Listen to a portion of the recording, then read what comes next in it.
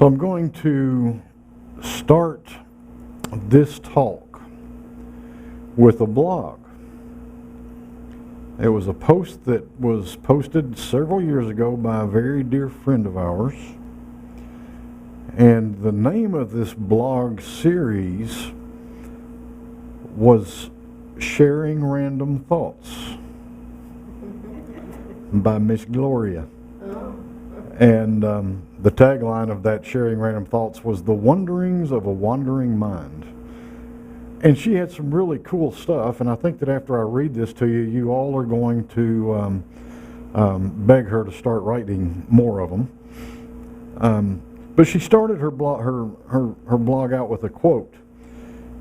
And the quote is, "Never doubt that a small group of thoughtful, committed citizens can change the world.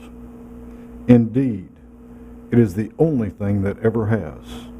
And that was written by Margaret Mead. But then Gloria goes on to write, "I read the above quote the other day. It really struck a chord within me and reminding me of a recent talk I heard from Marianne Williamson. Marianne gives weekly talks on the teachings of A Course in Miracles. This one time she spoke about how we each have been given a part to play in the healing of our world. My first thought was, I don't have any talent or ability to heal the world. And then she went on to say that all we need to do is to go about our everyday activities, our jobs, our lives, all our interactions with people, but just do everything from a place of love. Greet everyone we meet with a smile and silently recognize the divine in everyone. That is something we should all be able to do. Excuse me. Just follow the golden rule. Simply treat others the way you want to be treated." Gloria continues, "Whatever our role in society, that is where we are meant to be, and that is where we can make a difference. We may never know how we are affecting the people around us, but if we treat each other with love and respect, we are contributing to the betterment of our world. No matter the position you occupy in life, be the best you can be. If you're digging a ditch, dig the best ditch you can. We are all equally important in the scheme of things. No one is more or less important than anyone else.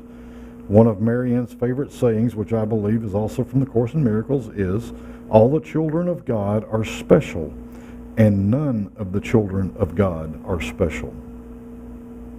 I have heard from many different teachings that only love will conquer hate, just as only light can conquer darkness. These days it's going to take an awful lot of love to overcome all the hate that is being promoted. Once again, paraphrasing Marianne, those of us who love need to love with the same amount of conviction or more than those who hate. For indeed the haters among us really hate with a vengeance, so let us really love with a vengeance." See, I told you she was you need to write more. Yeah. I kept telling you that, and then you stopped. No, she does. She writes. Well, she just doesn't share it anymore. She doesn't share it anymore. So I want to begin a chat around that Margaret Mead quote that Gloria referenced. "Never doubt that a small group of thoughtful, committed citizens can change the world. Indeed, it is the only thing that ever has." Anyone having a hard time believing the truth behind this quote, or believing that they cannot make a difference, or that their thoughts do not matter, need look no further than the beginning of these United States. Now today we're coming up on the 250th. That's the word I was looking for. Whatever. Yeah, next year. But that's quite a stance. But a small group of people committed to a better life for themselves and others changed the world. They didn't just change that colony that they lived in, or the 13 colonies, or the whole nation. they changed the world. And it started small. It was a small group. The point is that change happens. And sometimes it happens really, really fast. But the thing that we know for sure is change happens. It always does. A quote that I read at some point in my years of reading and studying said, when the pain of staying the same outweighs the pain of change, change happens. And that's true. That is true. We fear change. We don't want to change. Change involves being vulnerable. Change involves the unknown. It's kind of scary. So we're going to fight it. And we hold on and we hold on and hold on until it hurts so bad that we've got to allow change to happen. If we were smart, and you would think that we'd learn our lesson after all this time, we would just say, why hurt? Why go through the pain? Let's just do it. Let's embrace it.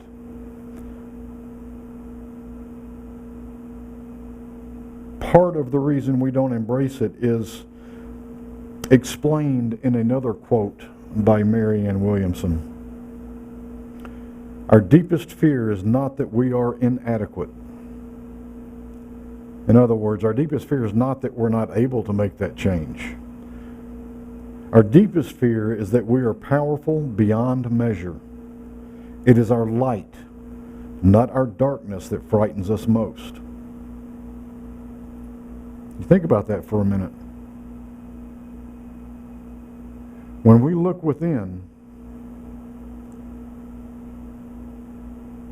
and when we look within in truth and openness and really consider that we're one with God, that we have the presence of God within us, working through us, as us, we realize that there is no limits, and that can be scary. So we've got this fear of change because of the pain of going through change, and then we've got this fear of being so incredible,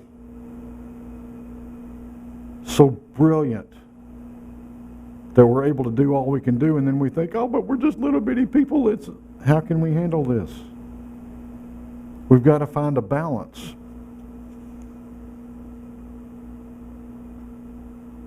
We all have something worth offering. Our truth is that we are beautiful expressions of God. We are spiritual beings having this human experience. We all have something to offer. Think about a time that you were just walking along, might have been in a store, might have been anywhere, at work, and somebody just smiled at you and it changed your whole day. We've all experienced that. Well, guess what? It wasn't so much the smile that was special, it was the connection. And how many times have you been able to connect with someone else and not realized how special that was?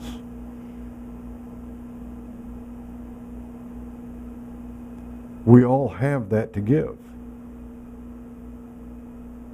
You know, there's some great talent out there. You know, anytime I think about that, I think of Elvis. What an awesome talent. Another one of my favorites, Dave Matthews. Incredible talent. And yeah, we get to see what they give, or part of what they give. We get to, they're up on stage. They're in front of millions of people. It's out there in the open for all to see. What we don't get to see is what they give to their family and friends. You know, I don't know. Maybe it's horrible. Maybe it's great. I don't know. Huh? He was. I knew enough of his family and friends that I knew. But they're not the only ones giving. They're not the only ones capable of giving. We give what we tune into.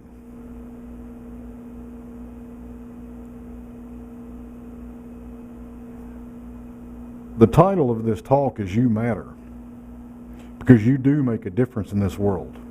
Whether you're going at it alone, whether you're going at it with a friend, whether you're going at it with a group of people, you matter. And even more than that, I want you to know that you are powerful.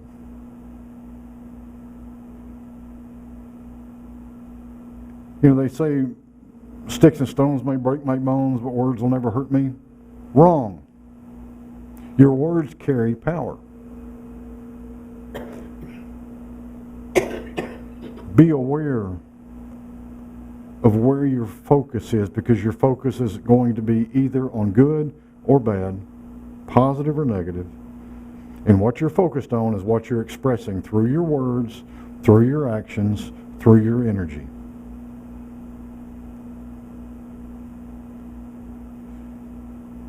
When you remember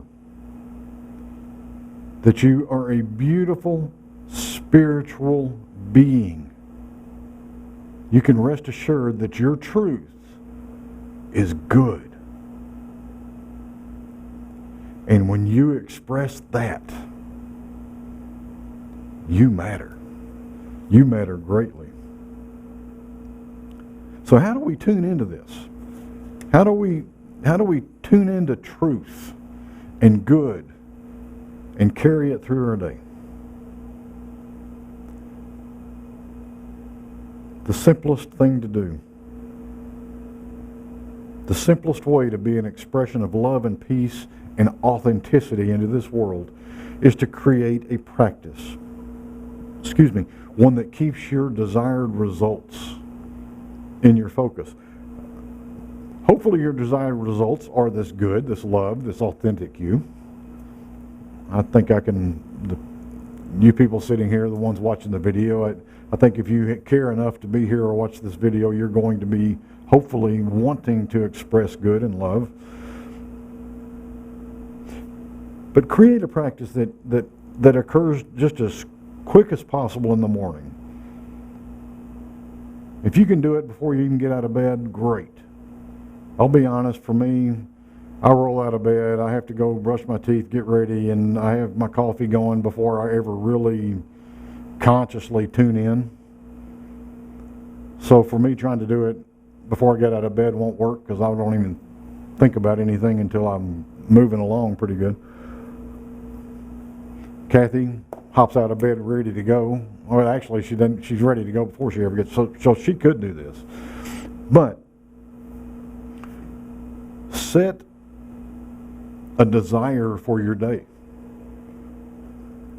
Not so much what you want to accomplish, you can do that if you want, but how you want to accomplish your day. Tune into your desire for how you want to feel throughout your day. There's probably not too many of us that want to feel crappy all day long. Most of us want to feel good. Most of us want to feel loved. Most of us want to feel connected. We feel those things by expressing those things. So set a tone, set a desire for your day that you are going to express love and peace and good. And while you're expressing this, you're going to be able to accomplish this in a loving, peaceful, good way. But when you start setting these expectations, these intentions for your day early on, you've got a touchstone. You can go through your day and tune in, set an alarm throughout your day to remind you to tune in. How am I doing? What's my touchstone right now? How am I doing? Am I there? And then you're expressing your truth. You're experiencing your truth. You matter. You are powerful. powerful. Powerful enough to create positive change in your life. And when you're creating positive change in your life, you're also creating it in the lives of those you touch. You can be walking through the store and everyone you pass, you affect in some way. We had the seminars that I've told you many times about in here. We had a process that pretty early on, I mean, second or third day. This was a 7-day process or 11-day process when we started, and we condensed it down to 7 days. But like the second day,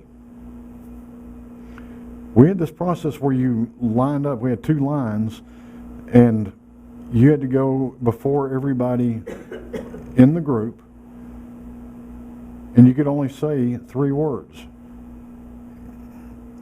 Some options, but you either said, "I perceive you as a giver," 3 phrases, not, or "I perceive you as a taker."